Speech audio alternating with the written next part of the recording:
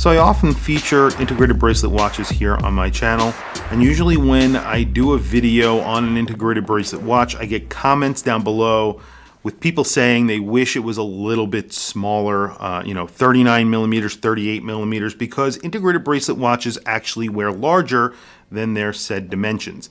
Today I have a watch that is sub 40 millimeters. It's an integrated bracelet watch. It's from YEMA. It's called the Wristmaster Traveler, and it is a very interesting, very well-made offering from YEMA. Now I'm going to get right into it. It comes in an outer cardboard box. Inner box is a travel case. It is a leather travel case, which is signed YEMA. It's perforated, very, very nice case. You also get a leather warranty card, which sort of matches the leather of the case. Really nice touch. You also get a booklet. This booklet is information on the brand, on their watches, on their history. Very nice little read if you are interested in learning about your new purchase. And here is the watch. So the inside of this case is also signed YEMA right up at the top, and it has sort of a microfiber in here.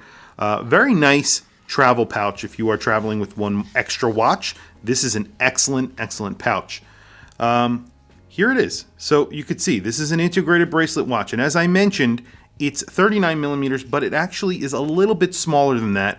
And I'm going to show you the dimensions now. I've measured it a few times, and it comes in at 38.8, 38.9, depending on where I'm grabbing it on the case. So it's actually a little bit smaller than that. And of course, at the bezel, it's a lot smaller than that. It is 35.9. So visually, it actually looks a little smaller than the 39 millimeters when you initially see it.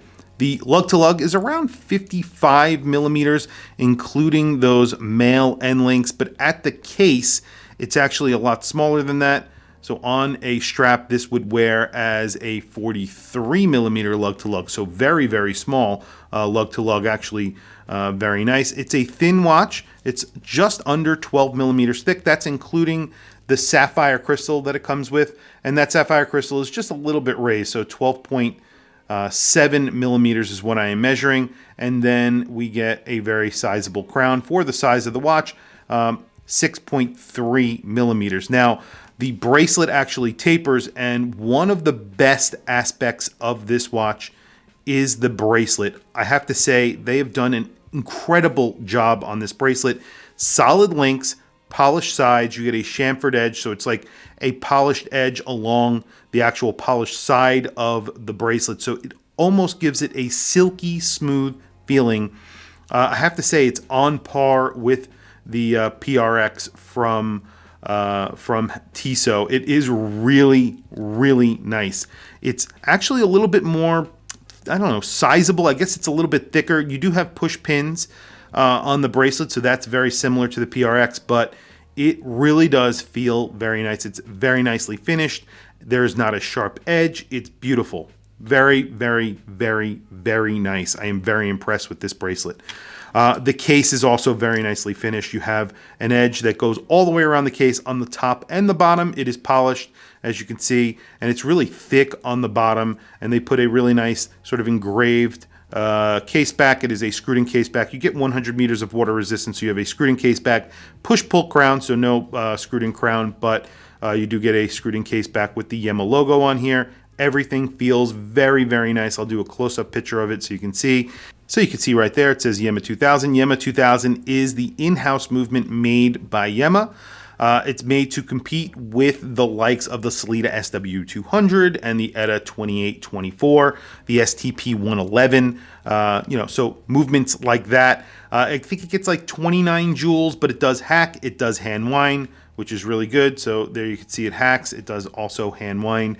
This one gets a date. It is a color match date there at the 3 o'clock. The YEMA 2000 is an in-house movement, so that is kind of not typical for a watch in this price range. And we'll get to the price range in just a minute. So that is something to keep in mind when you're thinking about this watch. That's pretty good that it actually gets an in-house movement. The dial is sort of a glossy black dial, very vintage looking loom on here. So you just get painted on indices throughout, and then of course the same loom treatment on the hand. You get an arrow hand for the minutes. It's sort of an arrow hand, and you can see there's just a little pattern on the arrow itself. It gets that sort of cream colored loom, and then of course you get that same loom on the hour hand itself. The dial just says Wristmaster right there. This is the Traveler, as I mentioned. It doesn't say that anywhere on here. And then YEMA Automatic there at the top.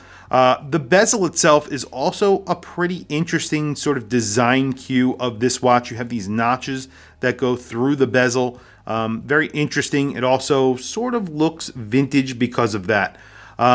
Price on this was €499, and I believe they have all sold through their first sort of funding. So they went through Kickstarter for their funding, and I think they're going to be doing, or they have said on that Kickstarter that they'll be funding through another means as well. And you'll be able to get these at an introductory price again, which is really good. So that €499, around 560 USD.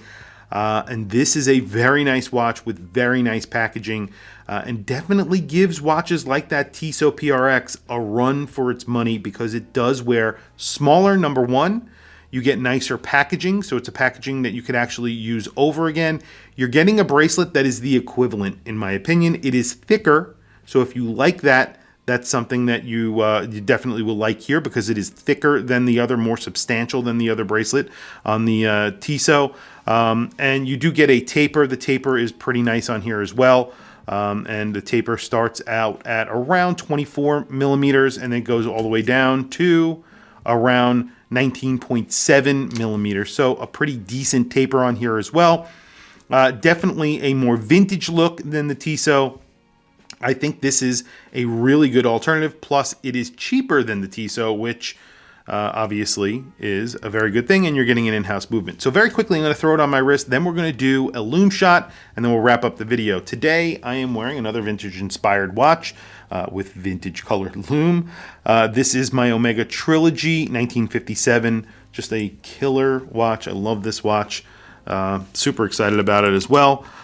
Here it is on my 7.5-inch wrist. So you can see this wears a lot like that Omega because it is in the same size range. This is really a 39 millimeter watch. It wears like a 39 millimeter watch. Its dimensions are just under 39 millimeters, but because of that bezel that's sort of inboard of the case, it looks like a 39 millimeter watch and it wears like a 39 millimeter watch. The lug to lug, because the end links curve down, it does not really wear very large, and it perfectly fits on my 7.5-inch wrist. And I think if you have a smaller wrist than me, even way smaller than me, I think this will wear very well because, like I said, they curve down, so it's really not that bad. And the bracelet is beautiful. I'm going to be sizing this to my wrist and wearing it. Definitely stay tuned because I'll be definitely giving my opinion on this very soon. I really do like this. I think it looks really good. And so far, the fit, finish, and quality I think is really top notch. So very quickly, let's do a loom shot and then wrap up the video. So loom is excellent. You get very large indices on here. I won't call them maxi indices, but they are large and they are filled with loom. So those are actually sort of, they look almost like they are raised off of the dial. That's because they are filled with loom very, very well. The dial, the indices, the hands, very, very loomed. I wish there was a little bit of loom on the second hand, but that's not really that big of a deal. Just a cool watch, 100 meters of water resistance. You don't get a screwed in crown, but it's sort of like a really nice everyday sports watch, everyday integrated bracelet watch that feels very, very nice. I have to tell you, I am very impressed with the way this watch feels in your hand. It's substantial, it's well finished, there's not a sharp edge anywhere on the watch, and it's just the bracelet. I mean, I can't say enough about this bracelet. It's really, really very nice. Anyway, tell me what you guys think in the comments below about this watch. I want to hear what you have to say. I think it's pretty impressive, but I'd like to hear what you guys have to say as well. I'll probably be doing a full review on this watch eventually. I'll wear it for a little while. I want to size it up. Obviously, I love integrated bracelet watches. Maybe I'll do a big comparison of a few integrated bracelet watches from the channel that I have here. I think that would be pretty cool. But tell me what you guys think in the comments below. As I mentioned, I want to hear from you guys. Please also don't forget to like, subscribe, hit that bell icon. It is super helpful for the channel, and I very much appreciate it. Please follow me on Instagram. My Instagram is WatchChrisBlog, all one word. I have some links in the description. Those links are to Amazon. If you click those links and buy anything, it helps support the channel. It doesn't cost you anything extra. It doesn't interrupt your Prime benefits. However, I very much appreciate it. Anyway, thank you for logging on. I'll catch you guys in the next video.